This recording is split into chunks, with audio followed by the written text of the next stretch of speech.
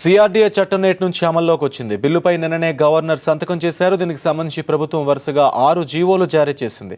దీనికి సంబంధించి మరింత సమాచారాన్ని మా కరెస్పాండెంట్ సతీష్ అందిస్తారు. సతీష్, చెప్పండి, 6 జీవోలకు సంబంధించి మన దగ్గర ఇన్ఫర్మేషన్ ఏంటి? మొత్తం ఆంధ్రప్రదేశ్ రాష్ట్ర ప్రభుత్వం ఒక రాజధాని నిర్మాణానికి సంబంధించిన ఒక కీలక చర్యకు పూనుకుందని చెప్పొచ్చు. సిఆర్డీఏకి నిన్న గవర్నర్ ఆమోదం లభించడంతో ఇవాళ చట్టాన్ని పొందుపరిచింది. గెజెట్ నోటిఫికేషన్ కూడా జారీ చేసింది. అది వెంటనే సిఆర్డీఏకి సంబంధించిన అధికారాలు అది నిర్వహించే కార్యకలాపాలకు సంబంధించిన జీవోలు కూడా జారీ చేసింది. ప్రధానంగా 6 జీవోలు ఇచ్చింది. ఇందులో సిఆర్డీఏ ఏదైతే క్యాపిటల్ రీజనల్ డెవలప్మెంట్ అథారిటీ ఉందో ఆ సిఆర్డీఏకి సంబంధించిన పాలక మండలి ముఖ్యమంత్రి నేతృత్వంలో చైర్మన్ పాటు వైస్ చైర్మన్గా మున్సిపల్ శాఖ మంత్రి 9 మంది సభ్యులతో ఏర్పాటు చేసింది. దాంతోపాటు సిఆర్డీఏ పరిపాలనా వ్యవహారాలు నిర్వహించేందుకు ఎగ్జిక్యూటివ్ కౌన్సిల్ కూడా ఏర్పాటు చేసింది కార్యనిర్వాహక మండలి. దీనికి మున్సిపల్ శాఖకు సంబంధించిన ప్రిన్సిపల్ సెక్రటరీని చైర్మన్గా విధించి 2 సభ్యులతో నియమించింది.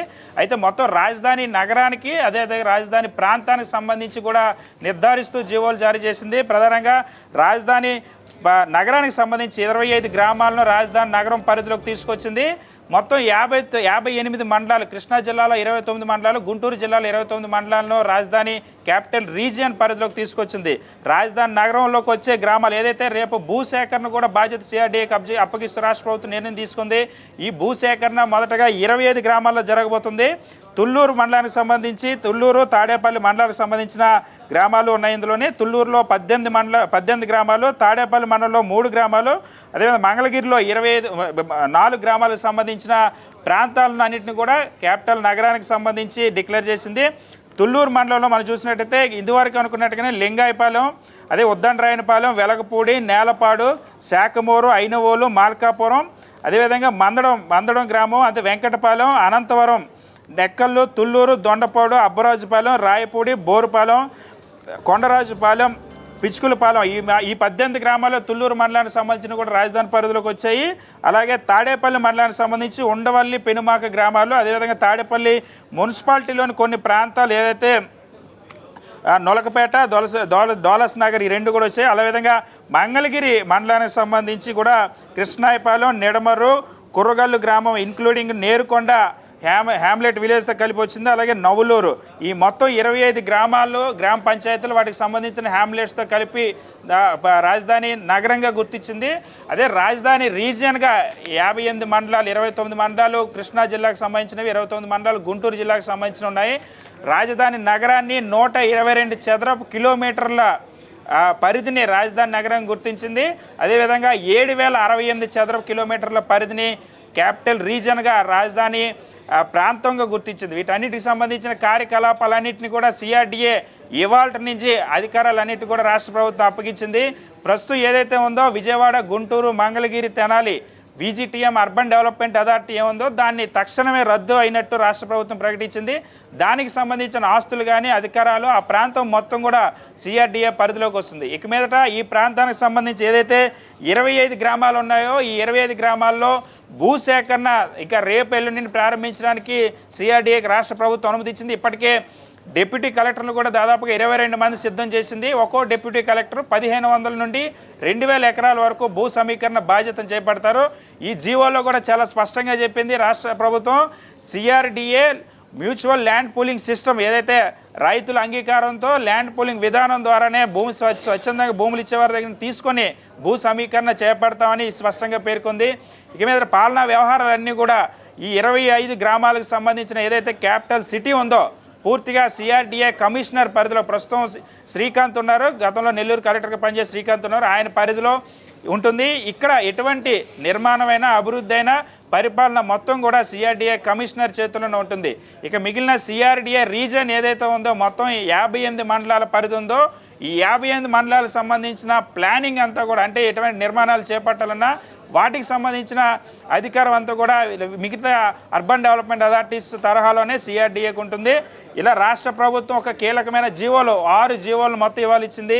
కొత్త సంవత్సరంతో ఖచ్చితంగా కొత్త రాజధానికి సంబంధించిన భూ సమీకరణకు సిద్ధమవుతుంది. ఇప్పటికే డిప్యూటీ కలెక్టర్గా నియమించింది రాష్ట్ర ప్రభుత్వం.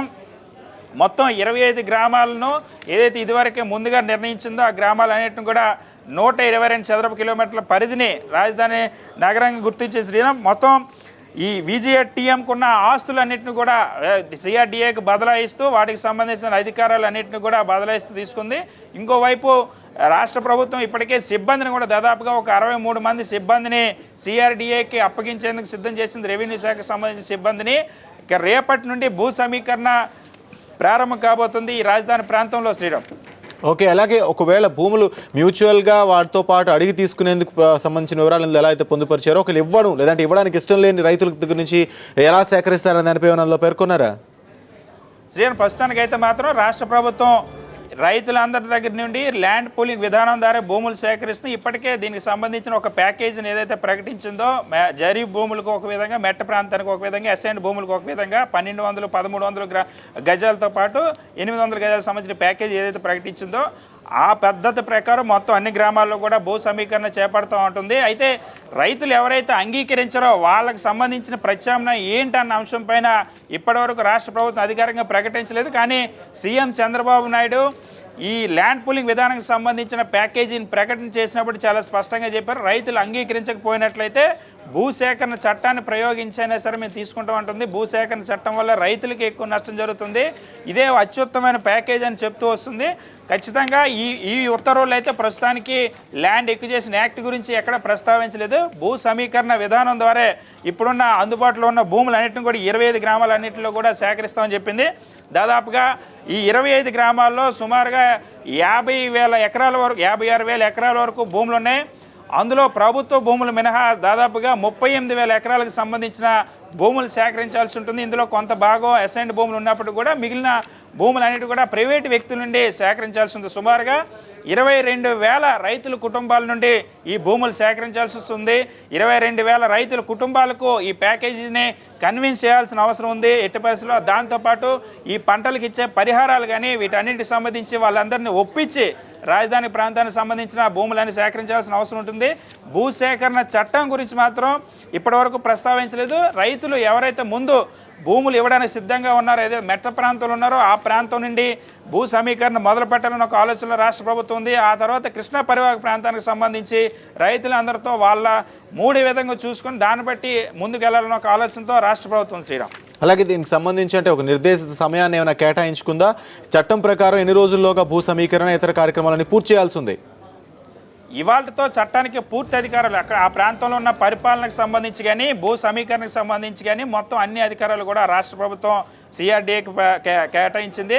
ఇవాళ నుండి ఏం చేయాలనుకున్నా సిఆర్డిఏ చేతిలోనే ఉంటుంది. వాస్తవానికైతే 6 నెలల్లో ఏదైతే జూన్ 8వ తేదీ నాటికి మాస్టర్ ప్లాన్ని సిద్ధం చేస్తామని సింగపూర్కి సంబంధించిన ప్రభుత్వ కన్సల్టెన్సీ ఏదైతే ఒప్పందం కుదుర్చుకుందో ఆంధ్రప్రదేశ్ రాష్ట్ర ప్రభుత్వంలో ఆ మాస్టర్ ప్లాన్ జూన్ 8వ తేదీ నాటికి సిద్ధం చేస్తామని చెప్పారు.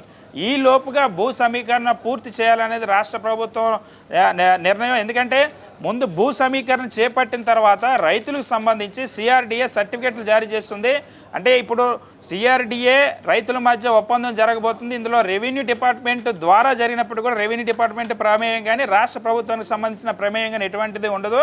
ఒక రైతు 1 ఎకరాన్ని భూమిని సిఆర్డిఏకి అప్పగిస్తే సిఆర్డిఏ దానికి సంబంధించి మేము ఈ భూమిని స్వీకరించినట్టు ఒక సర్టిఫికేట్ ఇస్తుంది.